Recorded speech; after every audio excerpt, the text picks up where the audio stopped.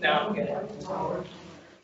Okay, we have it on Skype as well. It's being recorded. If there's any questions, Lori will repeat the questions so the people online can hear. But definitely want you asking lots of questions, whether you're on the plan or not on the plan, and any scenarios that have come across your mind that you're wanting to clarify. If you're on the plan and want to share your experience with the plan, we want to hear that as well. If you have any reservations about switching to the plan, we want to know what those reservations are so we can talk through them. And if you need one-on-one conversation afterwards, then Marcus and Lori are both experts on Experts. Very good. Okay, so today we're just going to talk about the high deductible health plans with the HSAs. So there are two parts of the Plan B that Hill & Wilkinson offers. One of the components is the high deductible health plan. The second component is the health savings account. The health savings account, that is like a bank account that you can fund, and Hill & Wilkinson is also going to fund. So there's some IRS rules, and we'll talk about those during the presentation, but you're going to get a Hill & Wilkinson contribution, and then you can also fund additional amounts through payroll deductions. So a high deductible health plan, what is it? So we're going to talk about the first component first. A high deductible health plan is a plan that has minimum annual deductibles and maximum out-of-pockets every year. The IRS sets these limits. For 2020, the minimum annual deductible is $1,400 for an individual. The maximum out-of-pocket is $6,900. For 2020, it's $2,800 per family. $13,800 is the out-of-pocket. Your Plan B meets all of these high deductible health plan IRS requirements. So how does a high deductible health plan work? So it is different than a PPO plan. All services are subject to your deductible. So when you go into an office visit, say you're sick and you have a sinus infection, you're going to pay that insurance discounted price for that visit. You're not going to have a copay anymore associated with that. Preventative care, it's still going to be covered at 100%. So if you're only using the plan for your preventative care visits, covered at 100%. Well baby visits, child immunizations, annual physicals, well woman visits, mammograms, prostate check, we want you to go get those services, so those are all going to be covered at 100%. Everything else is going to go towards deductible. Even your pharmacy. So you're not going to have pharmacy copays anymore. It's going to go towards your deductible. Once you meet your deductible under pharmacy, your pharmacy is going to be covered at 100%. So once you meet that medical deductible, you can start getting your prescriptions and you don't have to pay anything out of pocket. You can subsidize your out-of-pocket costs with an HSA. That's a great benefit of a high deductible health plan. And that money, and we'll talk about it, it continues to roll over year after year. So for example, I've been in a high deductible health plan for 5-6 years now. And the nice thing about it is I have my HSA and I've been relatively healthy. So my HSA is now more, I have more in that account than my maximum out of pocket. So I know worst case scenario, if something happens to me, I can pay that out of my maximum out of pocket with my health savings account. A quick question or comment that you might want to make. If someone goes in for a preventive exam, and if something happens during that exam and it turns to a diagnostic or a procedure beyond the preventive exam, then what happens? Then it would be subject to deductible. So that's a great point. So when you're going in, I mean, just always make sure that you know, like when I go in for my preventative care, always tell them that you're there, remind the billing person, I'm here for my annual physical. Because a lot of times, like you'll get into your office visit and they'll start asking, you know, how are you sleeping at night? And then you tell them, you know, I'm having trouble sleeping. They can turn that office visit to diagnostics. So just make sure that you're having those questions. So here are the different plans. You can see that Plan B, you have a $2,800 individual deductible, $5,600 for a family. You can see your out-of-pocket under the Plan B. And then again, just everything's going to be subject to deductible. So once you meet your deductible, the plan's gonna start paying 80%. You would pay 20% until you reach your out-of-pocket maximum. Pharmacy's a little bit different. So under your pharmacy, when you go in and pick up your prescription drugs, once you meet that medical plan deductible, then they're gonna be covered at 100%. So you don't have that 20% applied for pharmacy. And the big thing that you're gonna notice the difference between the PPO plans is just the co-pays go away. So you're not gonna have that copay. I have a question. So if you go into the doctor, typically right now, if you're on Plan C or A, you walk in, they take your $20 copay or your $40 copay. With Plan B, you go in, there's no copay, so they're gonna expect you to pay the full office visit right then? Or can you say, because here's the problem is, if your full office visits, I was looking at one of my EOBs and one of them was like $157. But after they ran it through insurance, then it got discounted to like $110. Well, if I would have gone there and paid that $157, now I've got to get $37 back or whatever from the $47 back from the doctor's office. Can you tell them just, hey, don't just bill me, don't take my $157? No, absolutely. Or here's what you're right, exactly, once it runs through the through GPA. So here's the way to handle that. Here's the way to handle it. One, I'll pay you $50. And let's go ahead and let it process through insurance. Send me a bill, I'll match it up with my EOB, and then I'll pay you what's owed. And you won't have a problem with that. If you do change it, no, but you're not, exactly. Yeah. So the physicians are familiar enough with the high deductible. The physicians are familiar enough with the high deductible plans now that they know that they gotta run it through insurance, get the discount rate, and then bill it for it. You tell it, hey, I'm on I'm on a high deductible health plan. I'm on a high deductible health plan with an HSA. I'll give you $50 now for my visit, run it through insurance, and then you can bill me and I'll pay you for the difference. And is the person working at the counter or whatever, are they? They're Normally going, okay. Yeah. So I actually went to a doctor's visit last week, and when I went in, I just told them, they were trying to bill me, and I was like, I'm covered under a high deductible health plan. I want to get my explanation of benefits, and they were fine with it. And then they'll bill me after the fact. There's another question I had, serious was, Well, I got a lot of problems. Well, I'm talking about with your plan, nothing with yourself. Yeah. so then another thing I noticed, is if you pay just the cash, sometimes they'll give you a cash discount, and then they don't turn that into insurance because you paid the full amount right then. Well, if they don't turn it in, then it doesn't go towards your deductible. Right. So you want them to run everything through. You want them to run it. So it accumulates towards the Right. Now, we're talking about deductible. You said that the prescriptions go through your deductible, correct? Correct. How does that work in your system? How does it? How does it work in your system that when you get a prescription, it shows up on your deductible? So everything is going to be processed towards GPA's processing everything towards that medical deductible. So when you go into, They don't, it does not work. But it has not worked. we can check that. You told me that last year. The year before that, Check it again. it still don't work today. Okay. So, because when you go in to pick up your prescription, they'll be able to run your insurance and they'll see that discounted price and that's how much they should charge you. So we'll look at Yeah, that. if you're paying more than your deductible because it's not accumulating. Yeah, they don't accumulate it. You got two different groups, CVS and the other one, GPA, and they don't communicate to each other. So when you pay your prescriptions, it don't show up on your deductible until you call and Well, it prescriptions takes about 6 months to get it worked out. Is that just Plan B that prescriptions go to your deductible? Correct. And you're on Plan B? Yes.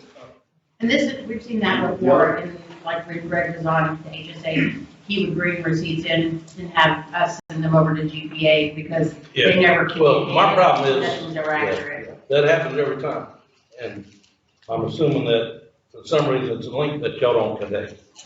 And to me, it's not that big of a deal if y'all do it. Yeah, there's something on the feed there that's not working right, so. It never has. Okay, so we'll just. The answer to that would be keep your receipts. Run the Camille and make sure that they do. But if we pay them enough money to get that figured out, my point. Their system is going to work out.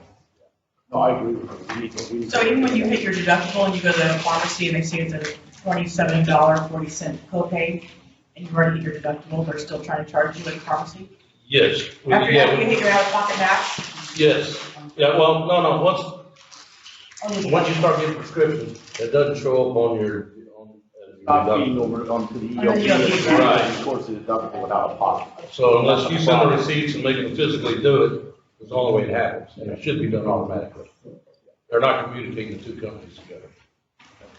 And that issue's been going on since we were with, MMA before. Okay. It's always, it's, MAA, okay. yeah, MMA. But that's my question though, so what if, if Brian goes in there, he pays the full amount for his prescription, the pharmacy, they don't care at that point, they're just, I wonder if that's what's happening. No. In fact, there's a insurance charge still, they should be. If they don't have to at that point, they've already got their money, why do they care? That's what I was saying about the doctor's office, that's what I was worried about happening. So on the doctor's office, and I don't know on the pharmacy, but on the doctor's office, they. So is this disconnect just with CVS? No, all the pharmacies, right? Well, I'm careful, maybe I care more than this, maybe. I don't know, I need to look into that and see what's going on. I'm just now hearing about this, so I'll look into it on his behalf and see what's happening. Yeah, once it's over, and then they show that you meet your deductible for everything on the prescription. But it should accumulate, everything, all your medical expenses and all your pharmacy expenses should accumulate towards your deductible and your out-of-pocket regardless if you're on Plan A, Plan B, or Plan C. And I don't know this specific situation, but we can visit afterwards, I want to learn more about it. So quick follow-up. If you do pay cash for something, you go in and just say, tell me what's gonna cost for me to pay for this. Is there a way to have that apply to your deductible? It doesn't go through the GPA? You gotta get it through GPA in order for it to accumulate towards your So just deductible. submit that in. But you gotta get it Your insurance card, everything through. Yeah, but I'm just worried about, there's times we've gone in and just said, don't run it through that. Just tell me what's gonna cost me to do this. And then I just pay them. They usually get a pretty good price doing that. I just wanna make sure I can apply that. But I can do it after the fact. I can just send it to GPA, correct. Well, and so sometimes, like, I'm enrolled in the high deductible health plan right now. So sometimes, when I go to a pharmacy, like, there's a pharmacy website that you can download, and it's pharmacy coupons, and it's GoodRx. So a lot of times I'll find a coupon that may be cheaper than that discounted price. So I'll tell them, don't run my insurance, let me just pay the cheaper price, don't run it through. So then that wouldn't go towards my deductible. Could you go after the fact and submit that detail? Because I'm just telling them, don't run it through my insurance. I can still use my HSA money, I'm just not running it through the insurance plan. But you can submit it afterwards so that it reflects the money that you spent. Right. Yeah, That was your question, right? You still want to go to. Yeah, towards your Well, I'm clear now. yeah. Does that go to your deductible or no? If you pay tax, you can submit it to GPA, they will give you credit towards your deductible out of pocket. So in your scenario, you could. I could turn it in, yeah. Even if you get a discounted rate for not using insurance, you could go back and get it to a first what it does to GPA. Yes. So just some tips to remember, just make sure that you're having discussions with your provider's office and let them know that you're on a high deductible health plan. A lot of times when you go in, again, just make sure that they know that it's your preventative care, your annual physical. It's really kind of teaching you to be a better consumer when you're in the high deductible health plan. Present your medical ID card every time that you go in and make sure that you're tracking where you are on your deductible on the GPA website. One of the things that I always suggest is, especially if you take a monthly prescription, when you go in for your annual physical, a lot of times those drug reps that are in your provider's office, they're non-preferred drug reps. They're not the generic drug reps. So make sure that you're always asking, is there a generic available? A lot of times I'll ask them, hey, do you have any samples that you can give me? And so I'll try out those samples before I have to give the prescription. Always make sure that you're comparing the actual invoice to your explanation of benefits to make sure that you are getting that GPA discount. And then always, utilize Compass Nurse Navigator. A lot of times, again, just reminders, that's a $45 office visit if you call Teladoc. It's a $45 copay, so make sure that you're using those services. Because that's going to be a lot cheaper than actually going to a office visit if you're sick. Compass can help with any kind of bill discrepancies that you're getting. You can always send them a bill and just make sure that it is getting paid correctly. I send pretty much all of my bills to Compass. Even if I agree with them, I just go ahead and send them away to Compass. It's always good to have someone else. Again, compare RX and pharmacies. A lot of times, the pharmacy, it may be an extra mile down the road, but it is a cheaper price for you. And make sure that you're reconciling your bills. Let's go back to that slide real quickly. Compass will help you reconcile your bills. So if you have a stack of bills, a stack of EOBs, say you're in the hospital, you've been for the hospital for 3, 4, 5 days, you're going to have a stack of bills and you're going to have a stack of EOBs. It is a complete and total headache to go through all of that material and see who was paid on the deductible, what went toward, who you paid towards your deductible, who was paid under co-insurance. It is a complete pain. You can send all that, I've done it personally, to Compass, which is now Alight, and they will do all of that reconciliation for you. My experience has been they've done a fantastic job. So that will save you a lot of time if you have a major service done, hospitalization saved, something along those lines. That will save you a tremendous amount of time. Use that service. Even if you're on a PPO plan, you still run into that kind of hospitalization. So now what is a health savings account? So a health savings account is an account. It works just like your bank account does. It's an individual account. It's owned by you. That's that second component of the high deductible health plan. That account's owned by you. So once the money is in that account, it's yours forever. So if you were even to leave Hill and Wilkinson, all of that money would go with you. You can use that fund to help pay for your out-of-pocket expenses in regards to the medical. So anything qualified health expenses, you can use it and you're not going to have to pay taxes. So it's a tax-free bank account.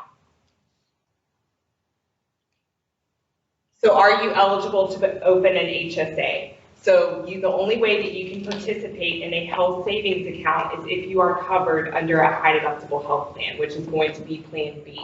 So you can't participate in the health savings account if you're in Plan A or Plan C.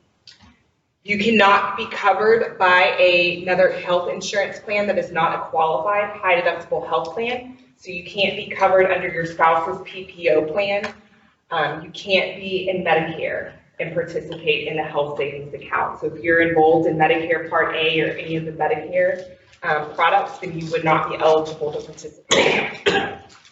TRICARE, and you can't receive VA benefits within the last 3 months. And you cannot be claimed as dependent on someone else's tax return. So who can make contributions to the health savings account? So you as an employee can make contributions, and also your employer can make contributions for you.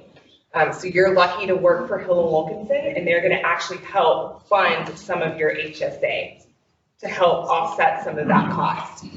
So an employee contributions, it's going to be taken through pre-tax payroll deductions. So you'll just see a line for those HSA deductions on each paycheck.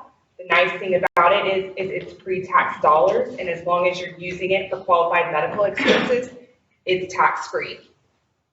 Is that amount set, or do we dictate how much we want to put into So it. you would dictate how much you want to elect into your HSA.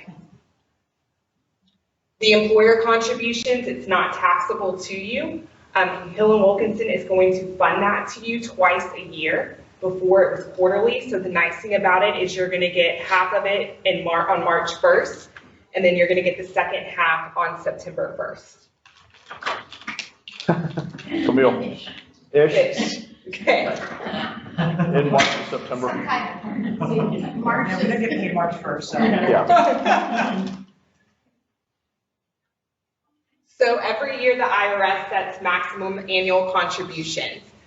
So for 2020, the maximum IRS contribution for an employee is $3,550. For the family, it's $7,100. So that's the most that you can contribute, both employee and employer contributions towards that HSA. So that's going to be pretty close to your out-of-pocket.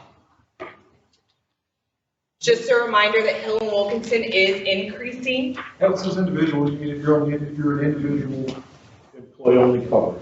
employee only code. Yeah, family code. Yeah, you still got, yeah. Hill and Wilkinson, we're increasing the employer HSA contribution, so it's gonna be $1,000 for employee only. For family, it's going to be $1,500. So if you cover a spouse or a child, Hill and Wilkinson is now gonna give you $1,500 towards your HSA. If you are age 55 or older, you can contribute an additional $1,000 every year.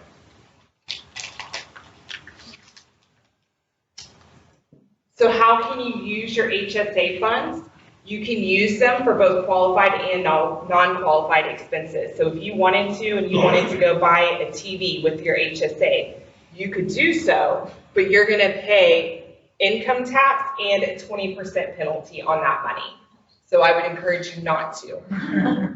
Unless, and I'm gonna give you a caveat to that, unless you have expenses that you have not reimbursed yourself for previously, you have receipts for those expenses, then you could use it to buy the TV with your HSA funds. Follow me on that? You with me?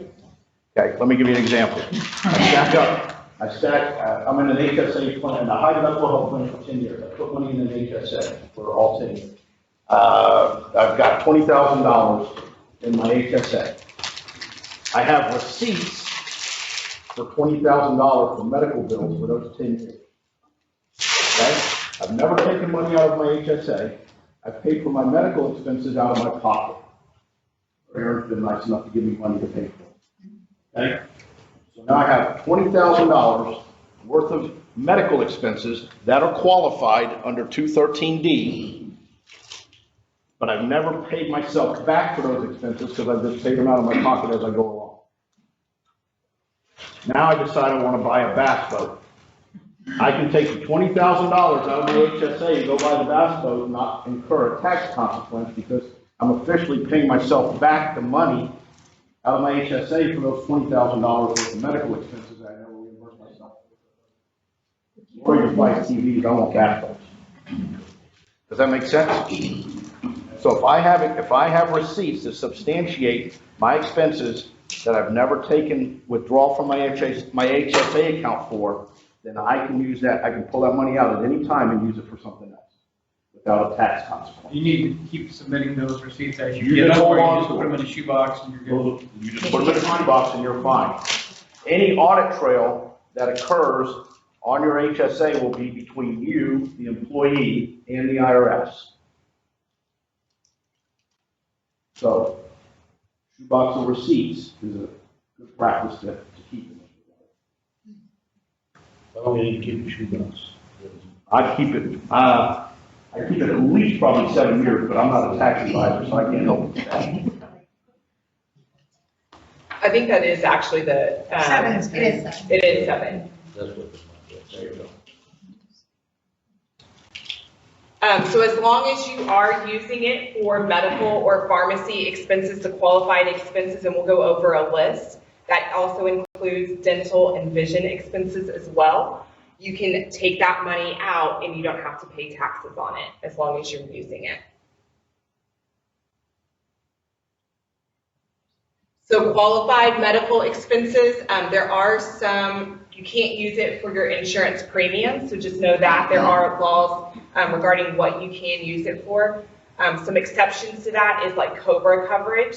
So if you were no longer employed and you needed COBRA, then you could use your HSA for that. Any health plan coverage while receiving unemployment compensation. And then for individuals enrolled in Medicare, there's some exceptions to that. And again, qualified long-term insurance premiums also. Here is a list of some of the HSA funds. This is actually, you can go into the IRS website and you can find this list. But you can see flu shots, eyeglasses, you can all use your HSA for any of these services. Laser eye surgery, that's a good one.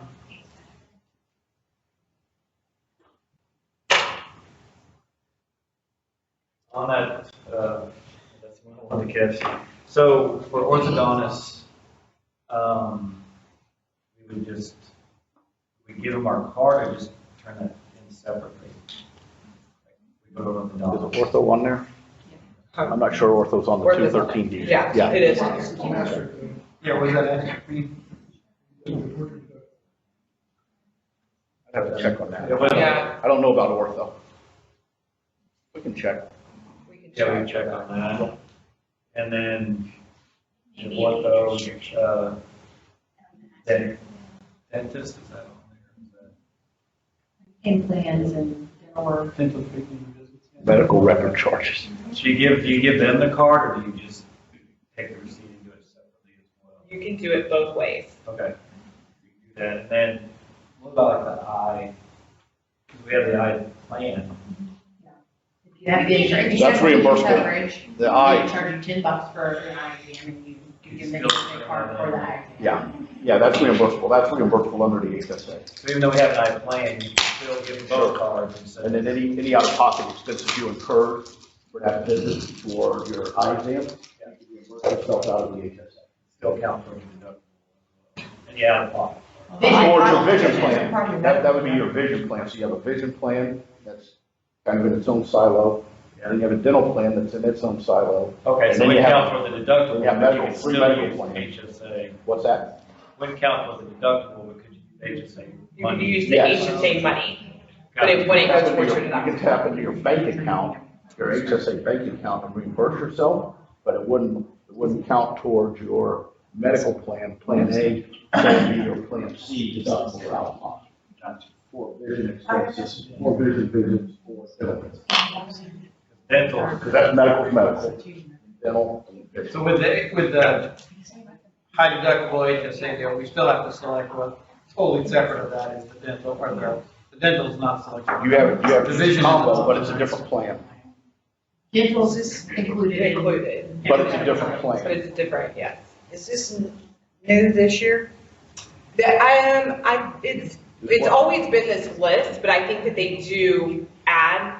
Because I've tried on over-the-counter medicines and it kicked it back.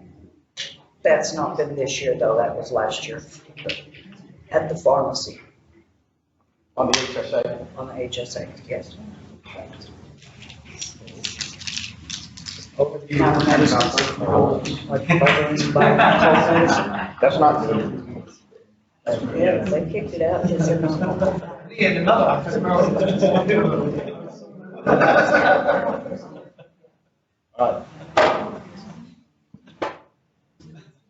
So how can your FSA funds, HSA funds be used?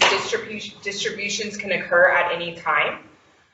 Individuals must keep records for 7 years to prove that the expenses, and it should say when it was incurred, and then it's just making sure that they are not paid or reimbursed by another source. So who can you use your HSA funds? So distributions are tax-free if you use them for qualified medical expenses for yourself and or any dependent that's claimed on your federal tax return. A big one too is your spouse and your dependents. They don't need to be covered by the high deductible health plan in order for you to use those HSA funds for them.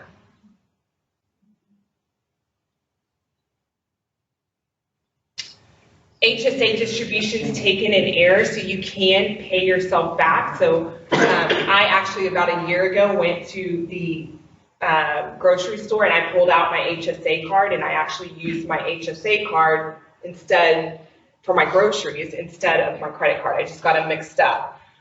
So what I did is I had to pay myself back and just show them that the distribution was a mistake. Going back to the previous slide, you said if you're an individual, you can still use your HSA card for medical expenses that your spouse and kids incur, right? What about parents? Can you spend it on your parents too? If they're not, it depends on whether they're claimed as a dependent on your federal tax return. Oh, Is that specific to our plan, or is that all? All HSA. That's federally regulated by the IRS.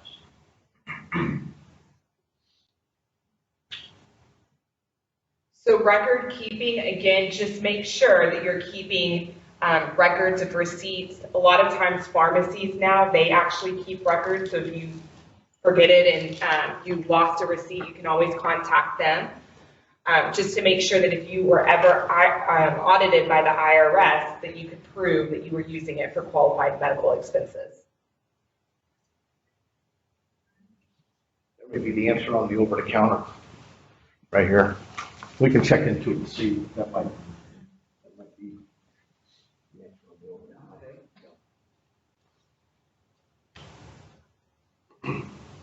I don't understand that last statement. Not everything paid out of HSA has to be charged. Why wouldn't you want it against the deductible? Well, see, they're saying vision care doesn't go against your medical deductible. Not all medical. Oh, it would go against your other separate deductible. Right, right. Yeah. Okay. If you are in an HSA, it is important to know that you will have to open an HSA account. I don't think this is in the presentation, but just know that you are, since it is your bank account, you're going to need to actually open up an HSA account so that Hill & Wilkinson can fund to it and you can fund to it. So you will have to open that account. And then once you open it, you're going to, every year, you're going to get a Form 1099 from HSA Bank because you will need that for your taxes.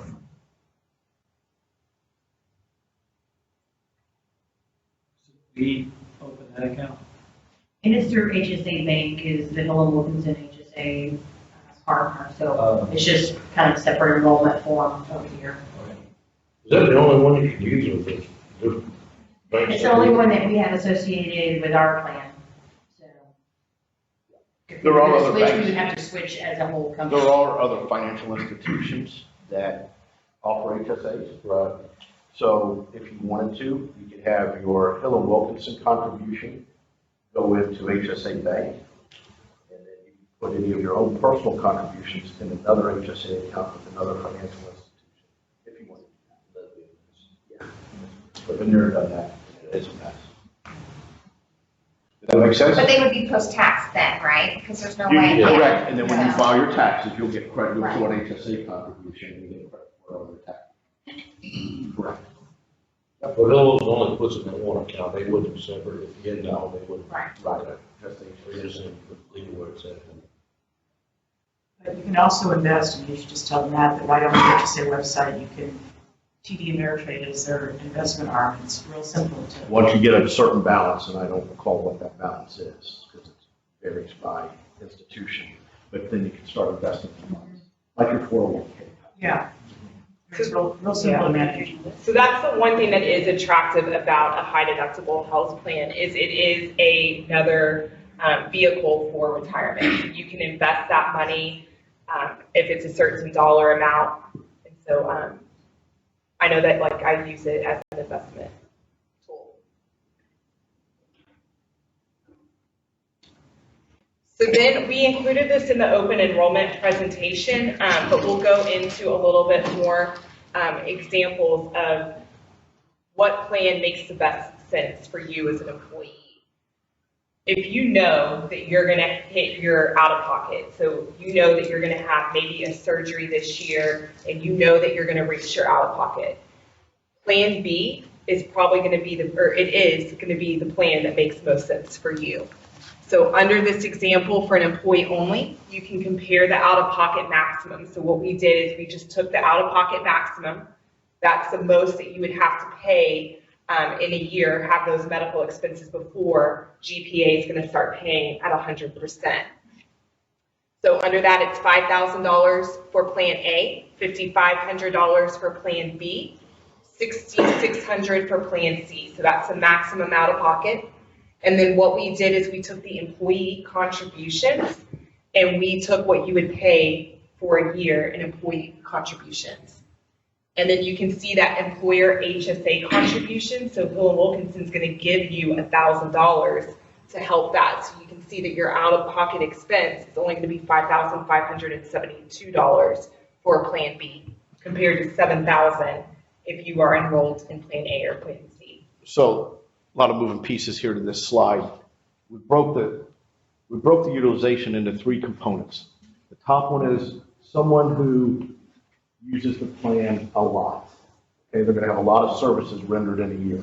Okay, that's the max level utilization. Over here on your left, we're showing the illustration as employee only. So if you're enrolled as employee only, and over here on the right is if you're enrolled with dependents. Obviously, the employee's enrolled, and then you have family coverage or employee spouse coverage, et cetera. Make sense? Okay.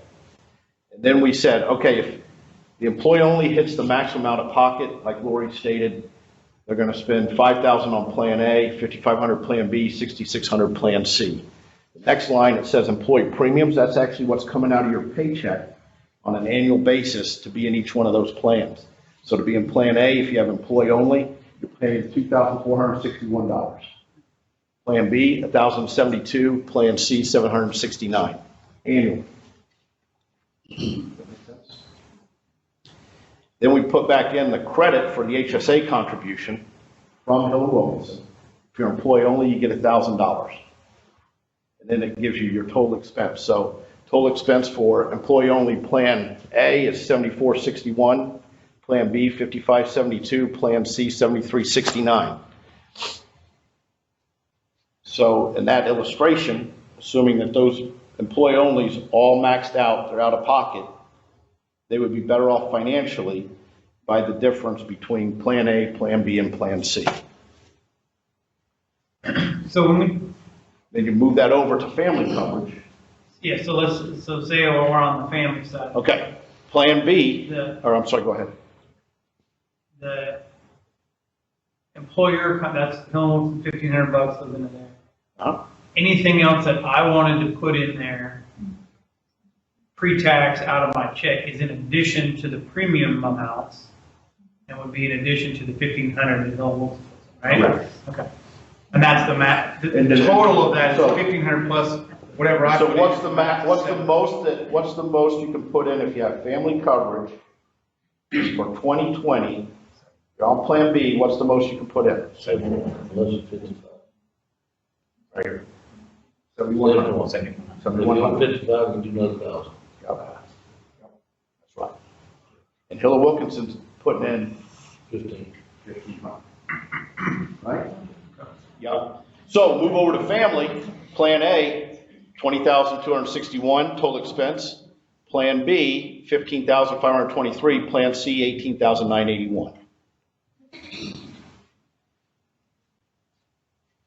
But to Jeff's point, every dollar you put in, you can pretty much assume it's a dollar you don't have to pay for the max plan out of pocket, because it can go towards paying that, right? So it's not like more money you necessarily have to put in. Right, if you chose. Yeah, wherever you want to allocate those Yeah. dollars, if you want to allocate it back towards the out-of-pocket, you could do that, Right. wherever you want to allocate it, sure.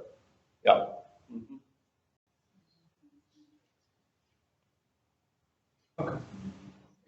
Okay, and then we said, okay, what happens if someone is you know what, I'm not gonna go to this middle, this blue section, I'll go to this one down here. We'll take a very low utilizer. So we talked about a high utilizer, maximizes out of pocket. Now let's talk about a low utilizer.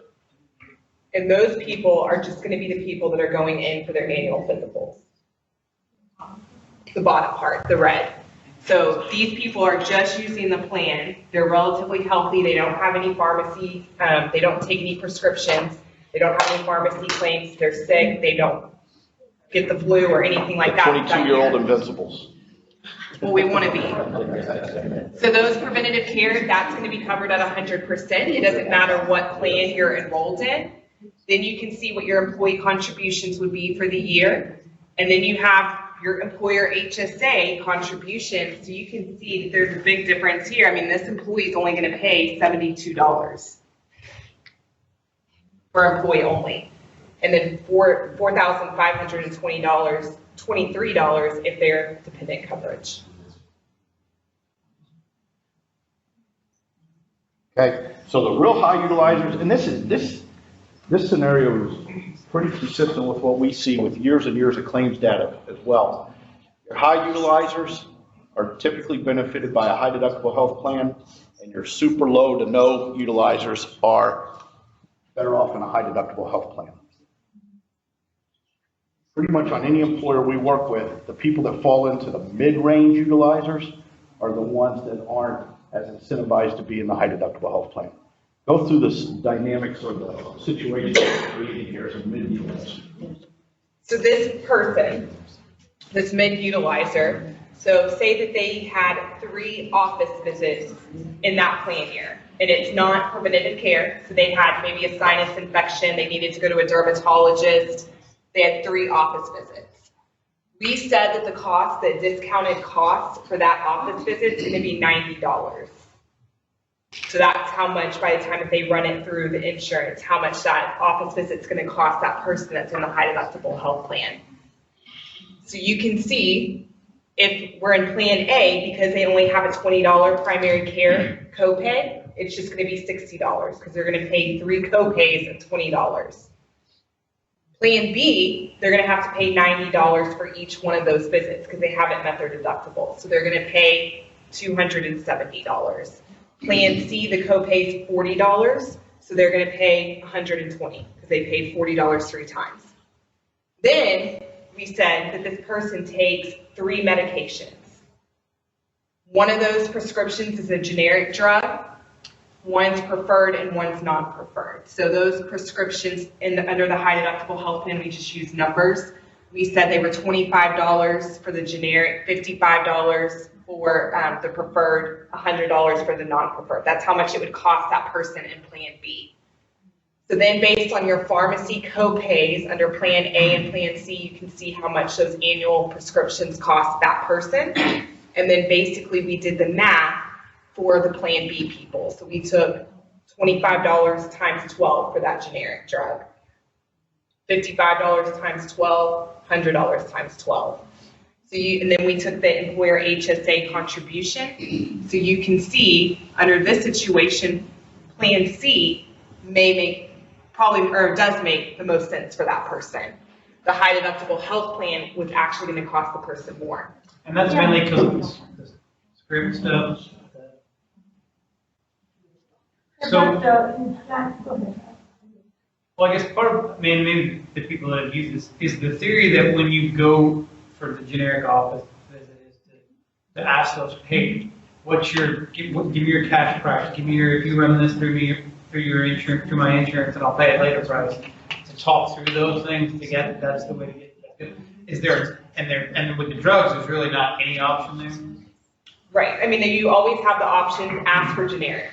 So when you go into your doctor's office, they're going to write you most likely a prescription for non-preferred or preferred. But just ask them, is there a generic available? A lot of times they have samples, so ask for samples. In employee only, in the plan B, haven't you met your deductible and or out-of-pocket max? So really aren't there even more savings than we're taking into consideration there? If your deductible is $2,500, you're showing that person spent close to $5,000 on RX, that wouldn't be the case in this plan. You wouldn't have spent $919.80 and $3,600 in pharmacy copays. Right. You've already hit your out of So pocket. really, it's probably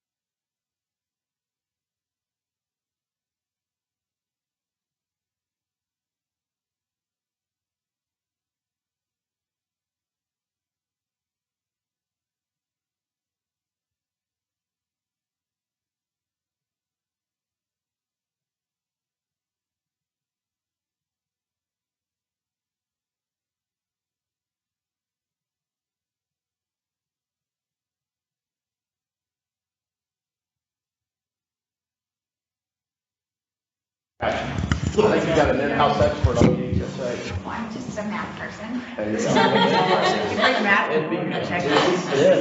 Yeah, all right, head beat count. How many of y'all are enrolled in the high deductible health plan?